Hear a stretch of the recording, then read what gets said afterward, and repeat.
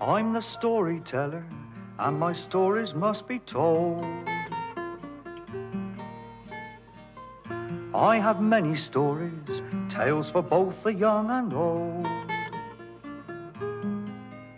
I have many voices to describe many places. Many names have I, and many faces. In Russia I am Ivan, in Sweden I am Jan. In Germany I'm Johann, in England I am John. From my many travels I have gathered these tales to teach you good sense when all else fails. Sometimes there are tears, sometimes there is laughter, but always a happily ever after.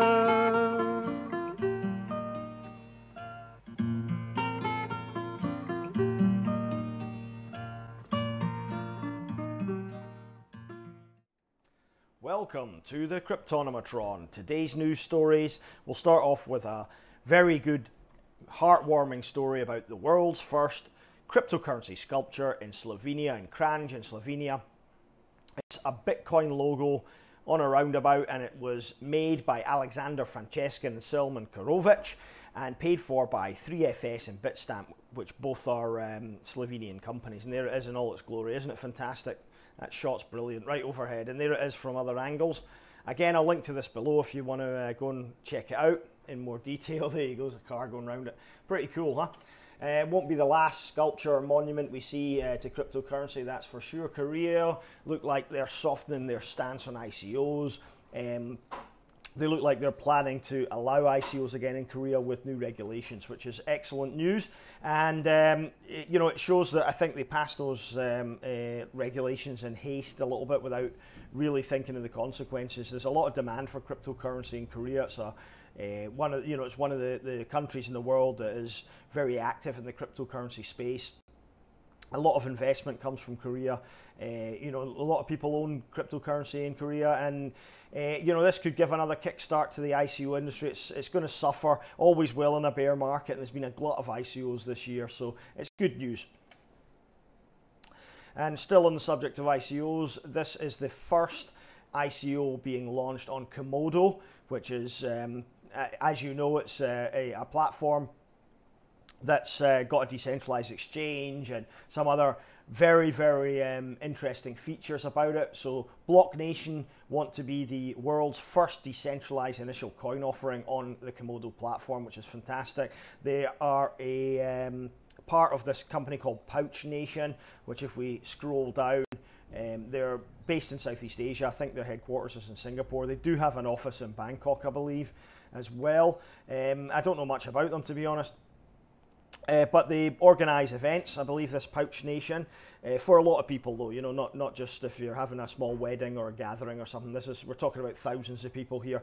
And the token will be utilised for acquiring of event tickets, bookings, topping up your account, cashbacks and stuff like that. So it looks very interesting. They chose Komodo, they say, for 3 reasons. So that they can have their own independent and highly scalable blockchain. Komodo offers the strongest level of security. And the final reason, it allows them to perform a truly decentralized crowdfund, which is very interesting indeed. Again, link will be below. And you can see what events they've organized in the past. There you go, some in Vietnam, Bali, and elsewhere. Another scam, unfortunately, the Giza ICO. I don't know if you knew about it or participated in it. They've ran off with more than 2 million of investors' money, unfortunately, which is not what we want to see. Again, doing your due diligence. We'll have a look at the cached page, because the real page is now offline, and the so-called team are not answering emails. Is there, you can see it was like a hardware wallet ICO. I did actually look at it, but there was too many red flags on it for me to even consider mentioning it or reviewing it, fortunately. Yeah, it was this hardware device, much like a Trezor or ledger. And if we scroll down, I mean, one of the biggest red flags for me was the team. I mean, look at the photos of the team. You know, they don't really look like real people. It looked like photos pinched off the internet. But you know, even then, you know, it's still, you know, even doing your due diligence. You know, you can look on LinkedIn, and there is the guy. There's a COO there. He's got over 500 followers, so they've obviously been planning this for quite a while. LinkedIn, you know, if you really have to dig a little bit deeper, and a lot of people would have got burned by that, so that's really unfortunate. Moving on. So Shipchain FUD now, and that's probably why you're here. So what's happened? Well, first off, Shipchain have been busted. They paid $1,000 to publish a Forbes article bigging up their company, saying it was you know, the best thing since sliced bread. They got caught. The problem is that they didn't disclose that they paid for the article. That's the issue. When companies publish articles, promotional articles, they're meant to disclose that this is a paid for article. It wasn't disclosed, and they've had their pants pulled down. It's been discovered. So that's not good news for Shipchain at all. I think the article's been pulled, but it's here in full, and I'll link to it below as usual. So yeah, I could, you know, I want to move on, but unfortunately there's a lot more about Shipchain that needs to be exposed, and it's not good, unfortunately. The CEO of Shipchain, John Monarch, is being sued for alleged Bitcoin cryptocurrency blackmail scheme that he allegedly perpetrated in 2013. The court case has been going on for quite a long time now. So apparently he tried to blackmail this businessman, Richard Gorman, for $500,000 in cryptocurrency back in 2013. And when the guy refused to pay, the lawsuit alleges that Monarch then, and some other co-conspirators who were working with him, waged a smear campaign against his employees, clients, vendors, and children. Not good at all. And you know, this has got more than the whiff of truth about it, I would say. Yeah, it's not good news for Shipchain.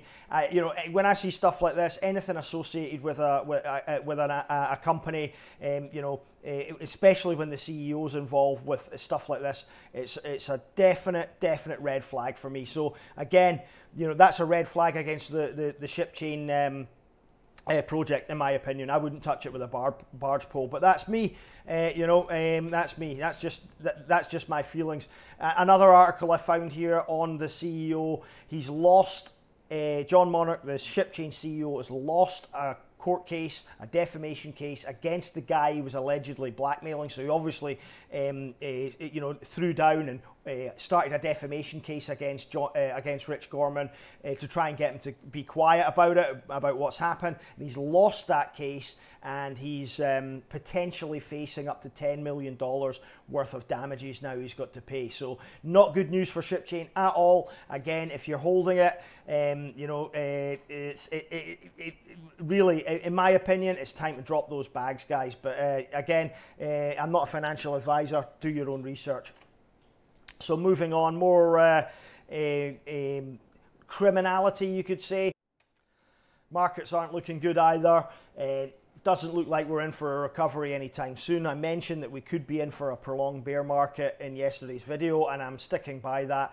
It'll go up and down, it'll go sideways for a while, I believe. There just isn't the hype behind the cryptocurrency market at the moment to send it into another parabolic upward trend. That's my opinion. Nothing doing particularly well, as you can see. NEM bucking the trend there. Having a look down, there's not much else that's in the green at all, to be honest with you. It's all pretty depressing stuff. Monaco, though, seems to be doing well, up 31% in the last 24 hours. And Substratum's broken back into the top 100 as well, on the news that they're about to publicly release their version 0.20 of their software. So that'll be interesting when that gets released. Let's take a quick look at the recently added coins now, just to get a view on what's been hitting the exchanges. Lala World, a payment system for migrants to bank the unbanked migrants. The other one I looked at was Leadcoin, so we'll have a little look at that. Seems to be having quite a lot of volume going through. Very large total supply, almost 2.7 billion though, which puts me off a little bit. And the price is 11 and a bit cents there, 1300 Satoshi. So that's interesting. Let's take a look at what Leadcoin actually is. If we can, there we are. So it's a web marketing, lead generation blockchain, basically, where you can get rewarded for allowing them to use your data to generate leads. And obviously, if you're a business, you can come in and request that they find the right solution for your business and get leads. So that's similar to Snovio that I reviewed quite a while back, and that was my 100x coin, which I'm quite proud of. I announced that in December, start of December, and it went 100x by end of January. So if you were in that, well done. This is another one. I don't think it's got the same potential as Snovio though. So you know, hold your horses there. Nay. You know, hold your horses until you do more analysis on this project. I'm just bringing it to your attention. Okay, thanks for joining me today, guys. It's been a bit of a difficult morning for me. I've got a funeral to go to this afternoon, so I'm getting ready and I'm going out for that now, unfortunately. And yeah, stay tuned. I'll try and get another ICO or token review video done this evening when I return. And if not, I'll be back tomorrow with another news video and then another ICO video. Cheers, guys. Appreciate your views and have a good day.